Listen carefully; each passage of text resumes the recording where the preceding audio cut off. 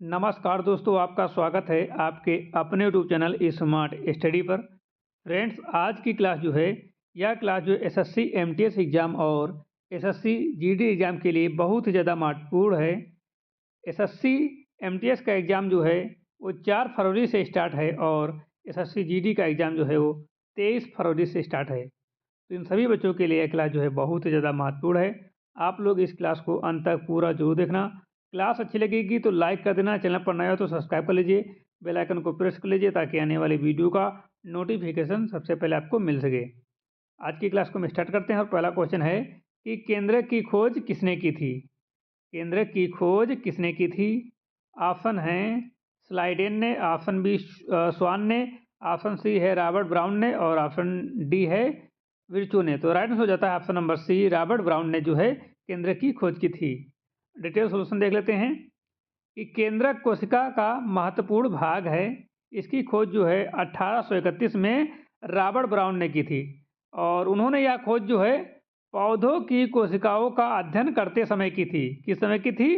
वो जब पौधों में अध्ययन कर रहे थे, पौधों की कोशिकाओं में जब अध्ययन कर रहे थे तब उन्होंने इसकी खोज की थी। और केंद्रक कोशिका की सभी जैविक क्रियाओं को नियंत्रित करता है। क्या करता है? नियंत्रित करता है। और इसमें जो है डीएनए भी उपस्थित होता है। क्या होता है? डीएनए उपस्थित होता है। और यह जो अनुवांशिकी गुणों का स्थान जो है केंद्रक ही होता है। क्या होता है? अनुवांशिकी गुणों का स्थान केंद्रक ही होता है और इसे जो है रॉबर्ट ब्राउन का केंद्रक का खोजकर्ता माना जाता है। ठीक है, ऑप्शन नंबर जो है सी बिल्कुल सही जवाब है। अगले क्वेश्चन मिलते हैं। अगला क्वेश्चन है कि भारतीय संसद ने किस वर्ष अस्पृश्यता अपराध अधिनियम पारित किया? तो इसका राइट आंसर हो जाता है 1955 में पारित किया। कब पारित किया? 1955 में पारित किया था। ठीक है, यह संविधान के अनुच्छेद 17 में समाप्त किया गया। इसे जो है दंडनीय अपराध बनाने हेतु 1955 में एक कानून बनाया गया था। इस कानून का नाम जो है अस्पृश्यता अपराध अधिनियम था। बाद में इसका नाम बदलकर जो है नागरिक अधिकार संरक्षण अधिनियम किया गया। इसका उद्देश्य जो सामाजिक समानता स्थापित करना था। यह कानून भेदभाव के विरुद्ध था और इससे जो है दलितों के अधिकार सुरक्षित हुए। अगला क्वेश्चन है ईरान की सीमा के समीप स्थित हड़प्पा कालीन स्थल कौन सा था? यह कौन सा है? ऑप्शन है मोहनजोदड़ो, ऑप्शन बी है धोलावीरा, ऑप्शन सी है लोथर और ऑप्शन डी है सुतकार गेंडोर। तो इसका जो राइट हो जाता है ऑप्शन नंबर डी बिल्कुल सही जवाब है। सुतकारनडोर हड़प्पा सभ्यता का पश्चिम स्थल है। यह वर्तमान पाकिस्तान में स्थित है। अब कहाँ है? अब ये पाकिस्तान में है। यह ईरान की सीमा के पास पाया गया। कहाँ पाया गया? ईरान की सीमा के पास पाया गया। यह स्थल जो है व्यापारिक दृष्टि से महत्वपूर्ण था और यहाँ से समुद्री व्यापार के प्रमाण मिलते हैं। यह हड़प्पा सभ्यता के विस्तार को दर्शाता है, इस कारण यह विशेष महत्व रखता है।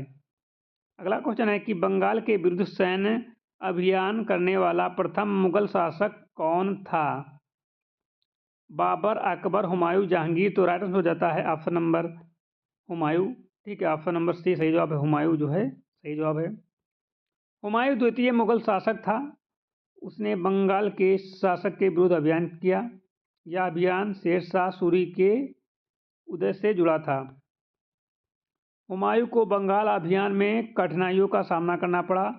यहीं से उसके पतन की शुरुआत हुई। यह अभियान मुगल इतिहास में महत्वपूर्ण है। सही उत्तर जो है हुमायूं है। अगला क्वेश्चन है भारत के संचित कोष से धन की निकासी किसकी अनुमति से संभव होती है? ऑप्शन है राष्ट्रपति, प्रधानमंत्री, संसद या वित्त मंत्री। तो राइट आंसर हो जाता है संसद की अनुमति से। ऑप्शन नंबर जो है सी बिल्कुल सही जवाब है। भारत का संचित कोष अनुच्छेद 266 में वर्णित है। इसमें सरकार की सभी आय जमा होती हैं। इन कोष से धन की निकासी बिना अनुमति संभव नहीं है। संसद की स्वीकृति अनिवार्य होती है। यह लोकतांत्रिक नियंत्रण को दर्शाता है और बजट पारित होने पर ही खर्च होता है। सही उत्तर जो है संसद की अनुमति आवश्यक है। अगला क्वेश्चन है चार बाग यानी कि चीखने वाले उद्यानों की परंपरा भारत में किसने प्रारंभ की? 4 बाग की परंपरा भारत में किसने प्रारंभ की? अकबर, हुमायूं, जहांगीर, बाबर। तो राइट आंसर हो जाता है बाबर ने। 4 बाग फारसी शैली का उद्यान होता है। इसमें 4 भागों में बगीचे होते हैं। भारत में इसे बाबर ने प्रारंभ किया। बाबर को बाग बगीचों का शौक था। उसने कई उद्यान बनवाए। या मुगल स्थापत्य की विशेषता बनी। ठीक है। अगला क्वेश्चन है कि अर्जुन पुरस्कार किस क्षेत्र से संबंधित है? अर्जुन पुरस्कार किस खेल से संबंधित है? किस क्षेत्र से संबंधित है? साहित्य, विज्ञान, कला या खेल? तो ये खेल से संबंधित है। ठीक है, ऑप्शन नंबर डी सही जवाब है, खेल से संबंधित है। अर्जुन पुरस्कार भारत का प्रमुख खेल पुरस्कार है। यह खिलाड़ियों को दिया जाता है।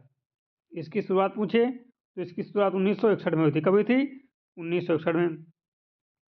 जो खिलाड़ी जो उत्कृष्ट प्रदर्शन करते हैं उनको यह प्रदान किया जाता है। सर्वश्रेष्ठ प्रदर्शन जो करते हैं उनको जो है प्रदान किया जाता है। यह भारतीय स्तर का सम्मान है। ठीक है, यह राष्ट्रीय स्तर का, भारतीय ने राष्ट्रीय स्तर का सम्मान है। ठीक है, यह राष्ट्रीय स्तर का सम्मान है। और खेलों को प्रोत्साहन देने का उद्देश्य है इसका मेन मकसद, और जो है खेल से संबंधित है। तो ऑप्शन नंबर जो है डी बिल्कुल सही जवाब है।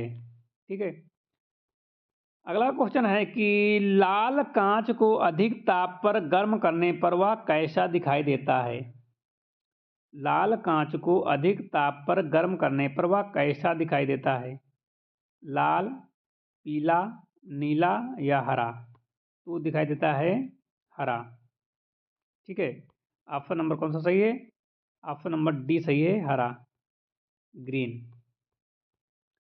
कांच का रंग ताप पर निर्भर करता है। किस पर? ताप पर निर्भर करता है। अधिक ताप पर उसका प्रकाश व्यवहार बदलता है। लाल कांच गर्म करने पर हरा दिखाई देता है। क्या दिखाई देता है? हरा दिखाई देता है। यह प्रकाश के अपवर्तन के कारण होता है। किसके कारण? प्रकाश के अपवर्तन के कारण होता है। भौतिकी में यह जाना पहचाना तथ्य है। ताप बढ़ने पर तरंगदैर्घ्य बढ़ती है। सही उत्तर हरा ही है। अगला क्वेश्चन है कि संसद को मौलिक अधिकारों में संशोधन का अधिकार किस संशोधन द्वारा दिया गया? विच amendment give parliament the power of amending fundamental rights? Option है पहले संविधान संशोधन, ऑप्शन बी है 42वें संविधान संशोधन, और ऑप्शन सी है 24वां संशोधन, और ऑप्शन नंबर डी है 44वां संशोधन। तो राइट आंसर हो जाता है 24वां संशोधन, 24 अमेंडमेंट। ठीक है, 24वें संविधान संशोधन जो हुआ था ये 1971 में हुआ था। कब हुआ था? 1971 में हुआ था। इसने संसद की संशोधित शक्ति को स्पष्ट किया। किसकी? संसद की संशोधन शक्ति को स्पष्ट किया। या गोलकनाथ केस के बाद लाया गया था। इसे संसद जो है मौलिक अधिकारों में संशोधन कर सकती है। ठीक है, इससे जो है संसद मौलिक अधिकारों में संशोधन कर सकती है। यह अनुच्छेद 368 से संबंधित, किससे? अनुच्छेद 368 से संबंधित है। संविधान की सर्वोच्चता बनी रहती है। सही उत्तर जो है 24 संशोधन, 24वां संशोधन। अगला क्वेश्चन है शून्य समूह में रखे गए तत्व किस नाम से जाने जाते हैं? शून्य समूह में रखे गए तत्व किस नाम से जाने जाते हैं? हैलोजन, क्षार धातु, अक्रिय तत्व या संक्रमण तत्व? तो राइट आंसर हो जाता है अक्रिय तत्व। क्या हो जाता है? अक्रिय तत्व। शून्य समूह के तत्व अत्यंत कम क्रियाशील होते हैं। इन्हें अक्रिय गैसें कहा जाता है। इनमें हीलियम, नियॉन आदि होते हैं। क्या होते हैं? हीलियम, नियॉन आदि होते हैं। इनका बाह्य कक्ष पूर्ण होता है। क्या होता है? बाह्य कक्ष पूर्ण होता है। ये समानता प्रतिक्रिया नहीं करते। समानता प्रतिक्रिया नहीं करते हैं। आधुनिक आवर्त सारणी में इन्हें समूह 18 में रखा गया है। सही उत्तर है अक्रिय तत्व।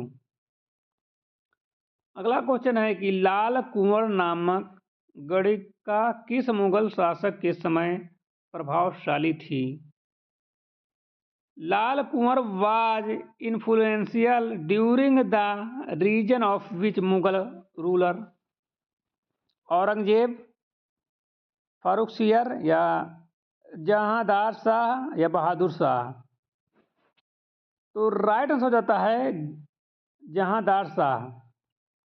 लाल कुंवर एक प्रसिद्ध गणिका थी। वह जहांदार के समय अत्यंत प्रभावशाली थी। उसका राजनीति में भी हस्तक्षेप था। दरबारी निर्णय पर उसका असर माना जाता है।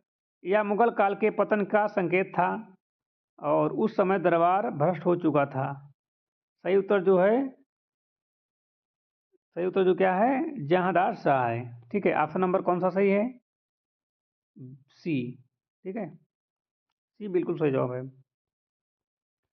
अगला क्वेश्चन है, अर्जुन पुरस्कार से सम्मानित प्रथम महिला कौन थी? अर्जुन पुरस्कार से सम्मानित प्रथम महिला कौन थी? पीटी उषा, एन एमंडसेन, बछेंद्री पाल या फिर कमलजीत सिंधु? तो राइट आंसर हो जाता है option number B, N Lumsden, N Lumsden. Option number जो है बी सही है, बिल्कुल जवाब बी करेक्ट है। ठीक है, अर्जुन पुरस्कार खिलाड़ियों को दिया जाता है और एन एम्सडेन पहली महिला थी जिन्हें यह मिला। उन्होंने खेल क्षेत्र में योगदान दिया। यह पुरस्कार महिला खिलाड़ियों के प्रेरणा के लिए दिए, प्रेरणा बना है। और 1960 के दशक में यह सम्मान मिला उनको। कब मिला था? 1960 के दशक में मिला था। और इससे महिलाओं को खेल में पहचान मिली थी। ठीक है, सही उत्तर जो है एन एम्सडेन है।